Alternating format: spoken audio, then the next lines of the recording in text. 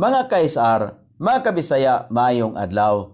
Ang atong bersikulo karong adlaw kinotlo sa Colossians chapter 3 verse 12 nga nagkanayon. Busa isulob, ingon nga pinili sa Dios, balaan o ginigugma ang mga pagkamabination og mga kaluoy, pagkamaayo, pagkamapopsanon sa unahuna, pagkamaaghop, pagkamainantuson. Kini naghulagway sa personalidad niadtong adunay Kristo nga nagpuyo diha sa ilang kasing-kasing. Kini mao gayod ang mga gasa sa espiritu nga moabot kanato sa dihang kita mabaptismuhan sa balaang espiritu sa Dios.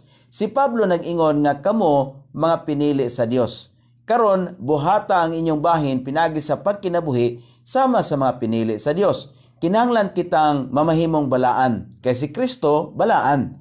Kini nga mga hiyas sa pagkamabination, kaluoy, pagpaubos sa unahuna, kaaghop o pagkamainantuson mao'y mga paghulagway sa personalidad sa Ginoo. Kung gisulob nato si Kristo, siya usab ang atong personalidad. Salamat ug maayong adlaw.